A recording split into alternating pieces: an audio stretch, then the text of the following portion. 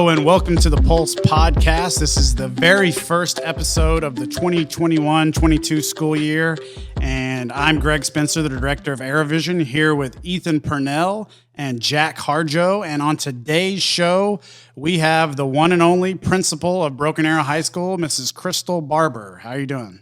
I'm doing well. How are you, Greg? We are good. We are happy to have you on the show today. This is the fourth of our four podcast series that we have for this school year on the AeroVision Podcast Network. And on this one, we will be having high school co-hosts come on with different guests each week and talk about everything that's going on at Broken Arrow High School. We want to get to know our co-host a little bit more. First up, we got Ethan Purnell. Tell us a little bit about yourself, Ethan. Well, hi, everybody. I'm a senior this year, class of 22, representing along with Jack. I'm involved in mock trial, which is not a club that gets a whole bunch of representation, so I'd like to throw that out there. And I'm excited to be on here representing school body, class of 22. All right, Jack, how about yourself? Hi, I'm Jack. I don't really do much activities regarding the school, but I work at the Broken Arrow Warren Theater. I weightlift, and that's mostly about me. And of course, they are part of the AeroVision student program, so we've got to mention that. That's why they're getting to co-host this podcast. All right, so we are going to ask some questions to kind of talk to Mrs. Barber about her first year. Last year was your first year as principal. It was an easy year, right? I mean, there was no big challenges or anything. Yeah, yes, it was the easiest year you could have ever had. I will say it was, and many teachers and principals and counselors, anybody in education would say last year was by far, without question, the hardest year we walked through as educators. But I have to remember, too, it was hard on our kids as well. And I think the hardest part about it was just navigating all of the fears and the anxieties that everybody felt, myself included, with my own family and what to do, with our kids, talking to parents, our teachers. Just kind of, as a principal, you feel like you carry the burden of all of that. And so that was by far the most challenging part of last year. I don't know if you want me to move to like what good I saw come out of that. We'll circle back on that in a second. But, so tell us a little about when were you named principal? Because obviously Mrs. Burns retired the previous year, but she finished out the 2020 school year, correct? That's right. That's a really interesting timing because the timing on this is really fascinating. So we came into the media center. It was Friday, March 6th. I remember that very clearly because the following Friday was the Friday. We weren't sure if we were coming back after spring break. Yeah. But Friday, March 6th, Ms. Burns called everybody into the media center and announced her retirement, which she's a very beloved principal, was in education for 42 years, was in Broken Arrow Public Schools for 40 years. And so, of course, the staff was very much sad to see her leave, a phenomenal principal. And so anyway, the following Friday, we are kind of listening to the governor, listening to our state superintendent and what's going to happen in the state of Oklahoma. At that point, we're still coming back, but it was like the Wednesday of spring break where we knew we weren't coming back. And so during that process, knowing Ms. Burns is retiring, they're going to hire a new principal. And of course, I was interested. I came up to the high school as grade level principal for 2 years. And it's one of those things. Have you ever done anything in your life you said you would never do? Anybody? I think I said at one point, I would never want to do that. That school's too big. There's too many people. There's too many students. But when I came up here, I just loved the school, loved everything about it, the excitement, the activities, AeroVision, all of our homecoming parade and athletics and fine arts and academics. I mean, there's just so much good in this school. So anyway, I did apply because of the season we were in. The interview was on Zoom, which I researched how to interview on Zoom. It's a totally different experience in case you haven't ever done that. So kind of knowing my point of asking this question of what the timeline was is just trying to remember it, but knowing what you kind of knew, like, okay, we're in this pandemic, did that not give you any hesitation towards applying for the job, knowing that there was so much unknown at that point anyway. It's a good question. Yeah. It's a really good question. I have said this, and I've learned this phrase from somebody else. I am not smart enough to be afraid. So no, it did not give me any hesitation, although I had a lot of people in my ear saying, "Are you sure? Yeah. Are you sure you want to do that? You have young kids at home. That's a big job. And during a pandemic, are you sure?" And honestly, I never wavered on that because I knew that's what I wanted to do. So take us through that. At what point did you find out that you got the job? Interviewed on Zoom, was called that evening to say I was one of the finalists. And you know how our district does it is there's an initial committee, and then you go and you talk to Dr. Vinson, our superintendent, kind of got her blessing, and then it was approved by the board on May 11th of 2020. So that is when it was official, and that is when I really started planning to become the next principal. Of course, Ms. Burns is not retired yet, right? So she's still in that office until June 30th, which was graduation that year. And so anyway, it's just been such a blessing. There's been so much good. I still drive by the stadium every morning and I go, I can't believe I'm the principal of Broken Arrow High School. So talk a little bit about, obviously last year was day from that point on. I mean, it's been challenges for educators and, like you said, kids as well. But what are some of the positives that came out of the last year? What are some of the highs that you were really proud of that you guys were able to accomplish? And this is my perspective, but I really feel like walking through the first year as a head principal of Broken Arrow High School, we were really able to build trust with our staff, our students and our parents in a way that we would not have been able to build had it not been the pandemic. So what I mean by that is, again, back to the people are anxious and fearful and what do I do with my family? We were able to have really meaningful and deep conversations with people that, again, I don't think we would have had. I'm really proud of our teachers with their instructional technology. They've done things that they had never done before. Microsoft Teams meetings, using Canvas in a completely different way. When we were on distance learning last year, which none of us loved at all, but we were using technology in ways that we had never used. So I think the pandemic was that catalyst to really push us to the next level. Now that we are back from a whole bunch of, mask mandates and missing school and stuff like that, how do you feel that our high school is doing in terms of student health and safety? I feel like we're doing really, really well. When we talk about student health and safety, we always think about it as more than just physical health, right? We're talking about mental health, social health, and physical. So, I'm really proud of how we've navigated this year. We are, of course, cleaning the desks and all of that, but I think being in person helps our kids socially and emotionally, that in-person learning. I really and truly don't think we could do anything better than we are doing right now. How scary was it trying to coordinate an entire school year during such a chaotic time in our lives, a pandemic going on and everything? It's a good question, too. It's scary only if you think about it from the standpoint of you're doing this all by yourself, and I'm not. I have a phenomenal team of administrators, teachers, counselors, parent volunteers, even our students and what they do with leadership. They're helping. So, yeah, it's scary. But when you remember you have a phenomenal team around you, it takes that element out of it, and you move forward together. As the year progressed last year, we were obviously able, I feel like we kind of hit a groove after spring break of last year, and things started to feel a little bit more of a sense of normalcy. But there was a lot that was missed in that first semester. What are some things, some events that we are having coming up that we missed last year that you're excited for this year? So homecoming is one of those. Of course, the dance, we had some people who were pretty upset about not being able to have that last year, and that was hard, too. It's hard to see people upset about those things, but that's one of the, of course, just, what would we call that, kind of a staple activity in the high school culture. I'm not recalling any other ones right now. I know there were several that we didn't get to have, but nothing's coming to mind. Yeah, that's a big one.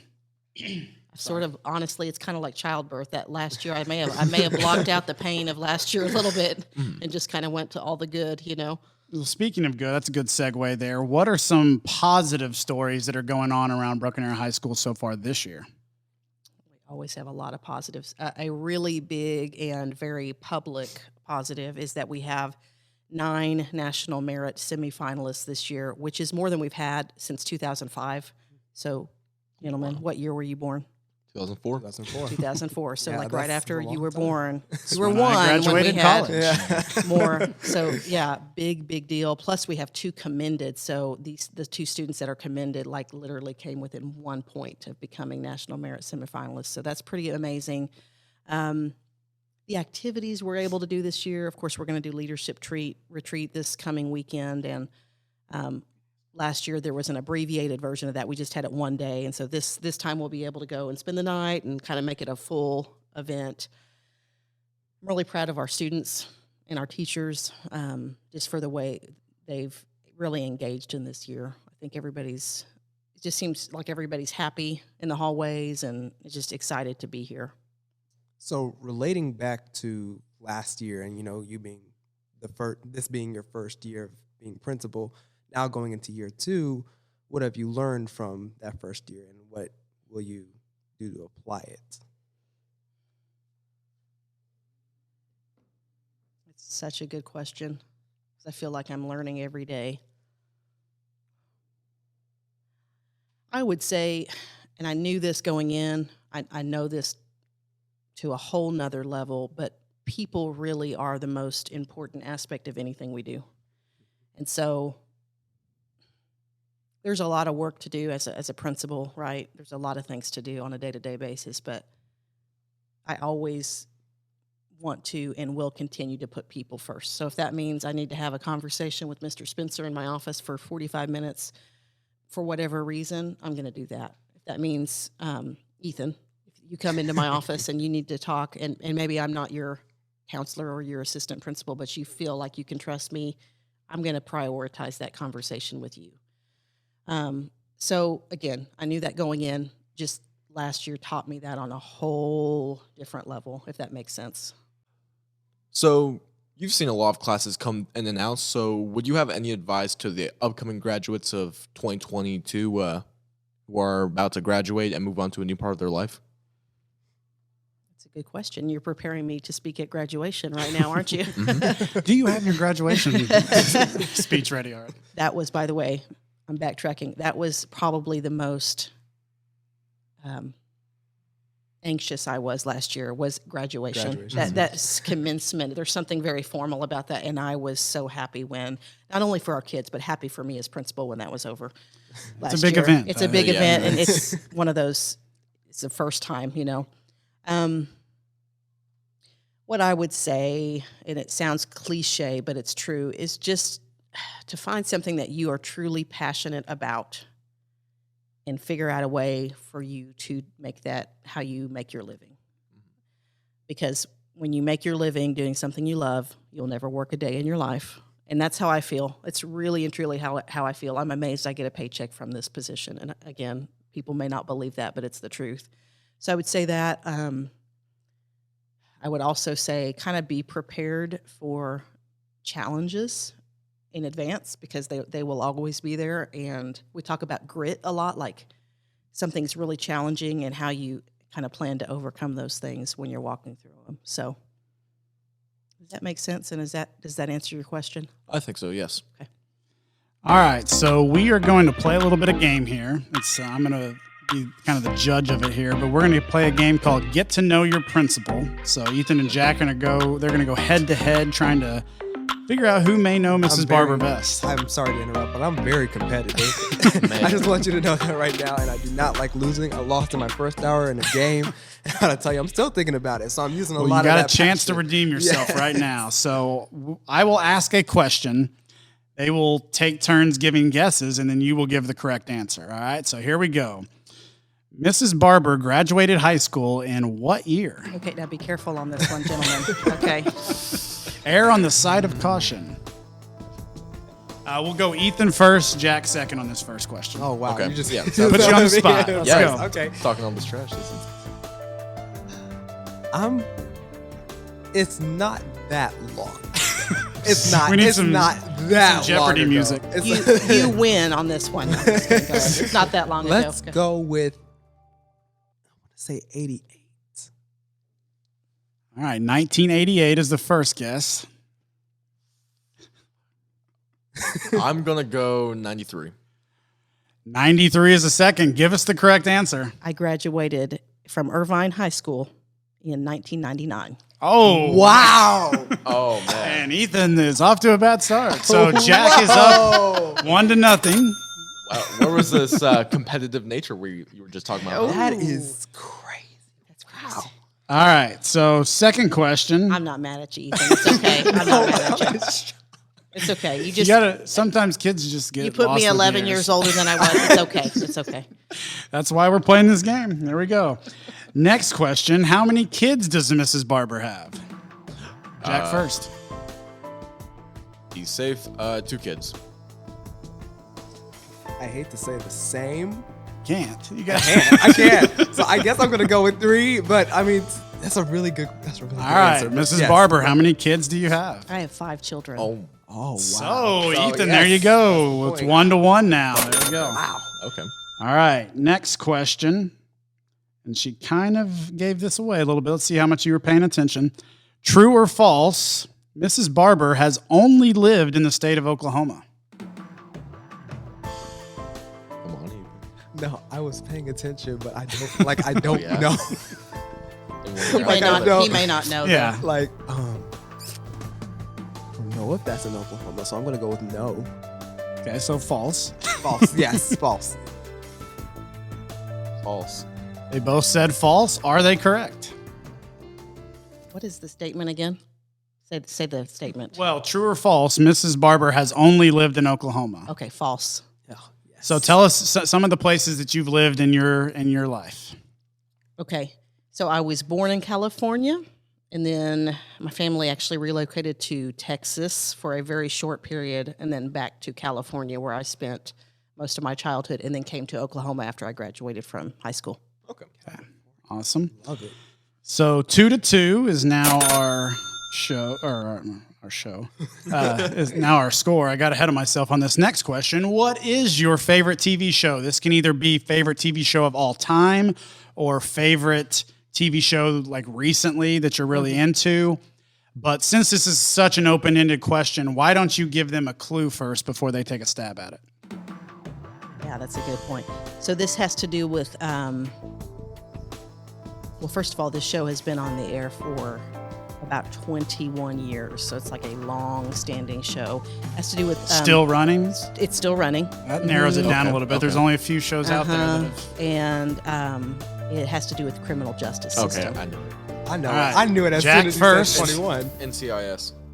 No? No, it's not. It's Law and Order. It is Law and It's Order. Law and Order. And specifically All and Order SVU. SVU. And right there is where I dropped the Law and Order music. All right, so we got a 3-2 Ethan lead now. So even though he really struggled with that first one, he is now in the lead. All right, so this next one kind of made this for them. Would you say you are in which of the 3 camps?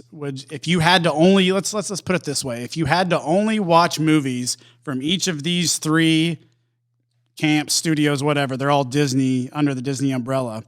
Pixar, Star Wars, or Marvel, if you could only watch movies from one of those 3 groups there, what would it be for the rest of your life? Pixar, Star Wars, or Marvel? Take a guess. Let's go Jack first. Star Wars. There's no way like Law and Order and not Star Wars.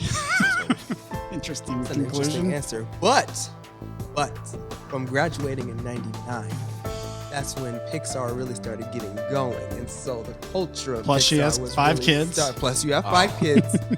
Pixar. What would you say? Okay, so this is that question that I really don't have a great answer to, except to say my kids like Marvel, so I like Marvel. I We wouldn't. both didn't. Yeah. Yeah, like we have Disney Plus and everything, but I think the kids normally choose the Marvel movies, and so I watch with them. But Okay. the younger, you have twins that are, what, 8, 9? They're 7. 7? Uh-huh. I was close. They're the same age as yours. aren't they? Mine are 8, almost 9, Okay, so I same couldn't grade. remember if they were older or younger for a second there. They're onto the Marvel movies, or are they still kind of more in the Pixar camp? They're more in the Pixar, but my they? older son, he's 15. Yeah.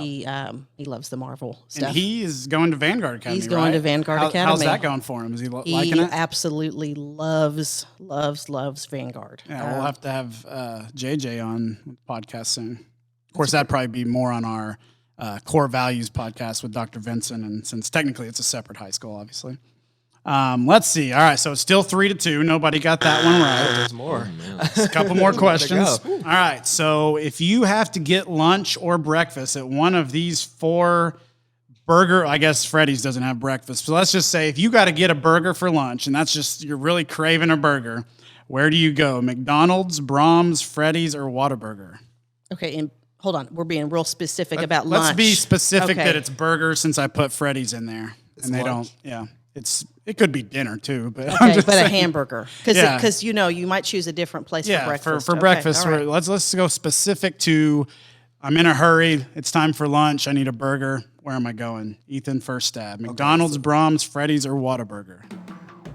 You look like a Whataburger type. you look like you would. And you enjoy. graduated in 88. Have a great day. Okay.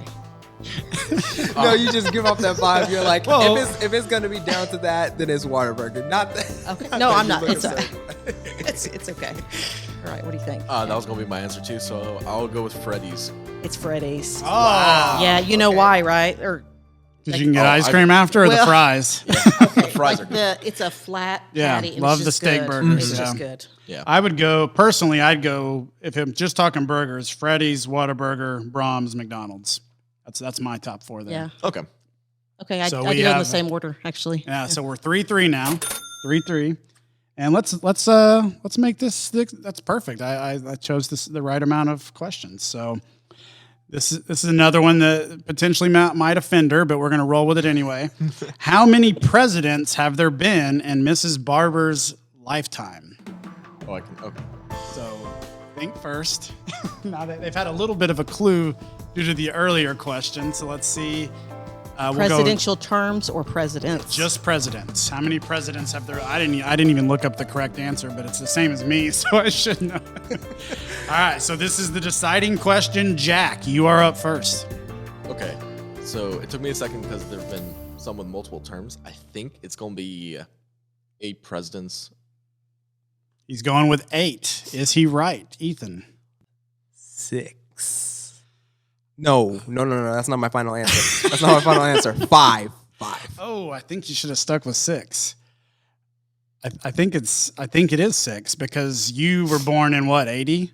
80. And yeah. I was born in 79, so I lived a couple months in the Carter administration, so Right. that would be 7. So I think Reagan, Bush, Clinton, Bush again, second Bush, George W., Obama, Trump. Oh, 7 counting Joe. So 7, including the current. so you had how many? 8. You had 8. He had 5. 5.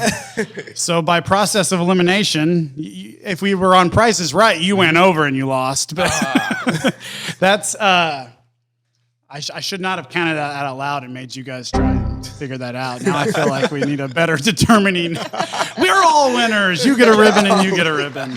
Yeah, well, not really sure who won that game, but we did get to know Mrs. Barber better.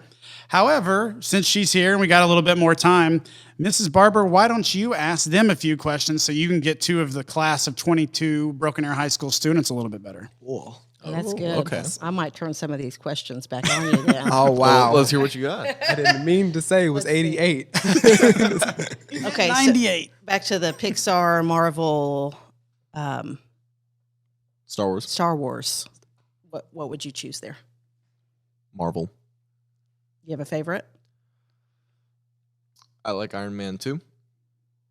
Yeah, that's probably it. It's Marvel for me. And I'd have to say my favorite one, Doctor Strange. Doctor Strange Okay. is really good. Yeah. Okay, I've seen that one. Not to be confused with the Stanley Kubrick movie from the 60s, No, Doctor not to Strange be. Love. No. But you probably don't even know. No, I have no clue. Okay, and back to the Whataburger, Brahms, McDonald's, Freddy's rating. How would you rate those in order of best to worst, I guess? My personal rating would be Freddy's, Freddy's, Whataburger, McDonald's, and Brahms, just because McDonald's is cheaper than Brahms. So, you know. Although Honestly. Brahms does have, they're not too expensive and their ice cream is cheap. True. Way cheaper than any other ice cream, especially the frozen custard places. Oh, yeah. Talking to you, Andy's. expensive. Yeah, you gotta refinance the house to go there, but that's all right. Let's see. It would be McDonald's first because, of course, it's cheaper. And then Brahms, Freddy's, Whataburger because I just can't. I can't with Whataburger. You just can't. I can't. Interesting. It's not. It But doesn't. you told me I looked like a water. You look like like you enjoy Whataburger. It just doesn't fit with my palate. Okay, I get it. Feel insulted, trust me. Okay. Let's see. Have you always attended Broken Arrow schools? If not, where else have you attended? I have always. I've been here, or I've been living in Oklahoma since I was born, so I've always been in Broken Arrow District. What schools did you attend? I attended Indian Springs from my kindergarten up until like 4th grade, then went to Aspen Creek. So Indian Springs closed down. Yeah. And then you moved to Aspen Creek. Mm-hmm. And then I went to Children's Middle School up until I went to the Freshman Academy in high school. What about you, Ethan?